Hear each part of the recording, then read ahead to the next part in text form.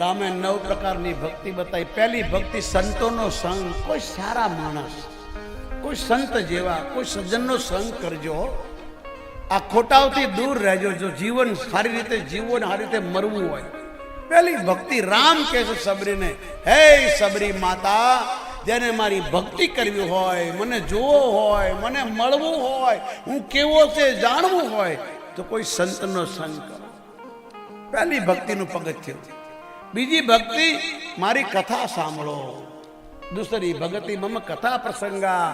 બધાને આમાં કથામાં નહીં આનંદ આવે હો ભાઈ. બધાનું કામ નથી. નુગરા નરને ભક્તિને ભાવે ને કામ ઊંઘે ઉઠી જાય.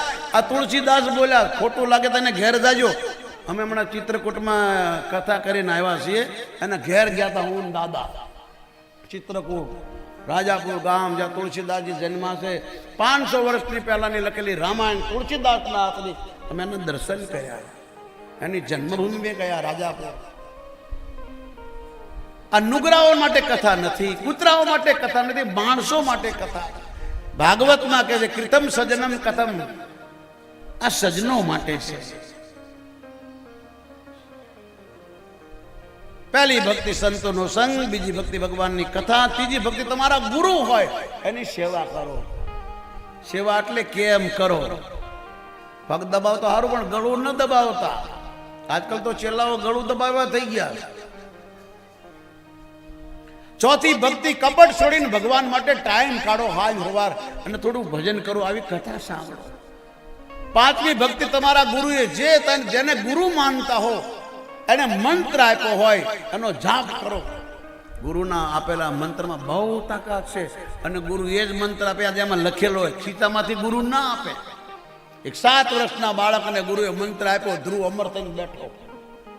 એક 7 વર્ષના રાક્ષસના છોકરાને મંત્ર આપ્યો, પ્રહલાદ અમર થઈને બેઠો. 2 અમર છે, 7 વર્ષના હતા. ગુરુના મંત્રમાં તાકાત. છઠ્ઠી ભક્તિ, સારા માણસનો સંગ કરો, ખોટાઓથી દૂર રહો, સારા કર્મ કરો, ધર્મને માનો, ધર્મ અનુસાર જીવો. રામ બોલ્યા. સાતમી ભક્તિ, કોઈના દોષ ન દેખો, મારી કરતા મારા સંતો મોટા છે એને માનો. મોતે અધિક સંત કર લેખા. મોટા એટલે એની પાસે બેસો, એને આદર આપો. કંઈક જાણવું તો કોઈકના પગમાં બેહવું પડશે. આઠમી, જે કંઈ તમને મળ્યું છે એમાં સંતોષ રાખો, ભગવાનનો ઉપકાર માનો, શાંતિથી જીવો. કોઈના દોષ ન દેખો, કોઈના અવગુણ ન દેખો. તમે તમારી ભૂલને કબૂલ કરો.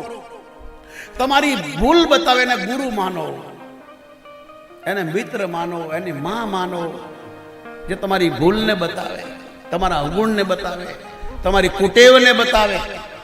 નવમી ભક્તિ છે, હે સબરી, મારા પર વિશ્વાસ રાખો, મનમાં શંકા ન કરો, હું ડગલે પગલે તમારું ધ્યાન રાખીશ. મારા પર વિશ્વાસ રાખો. બીજાના વિશ્વાસે રહેશો તો 2 મોત મરશો. મારા ભરોસે મોર ભરોસ, મારા વિશ્વાસે જો રામ કહે છે. આ 9 પ્રકારની ભક્તિ બતાવી.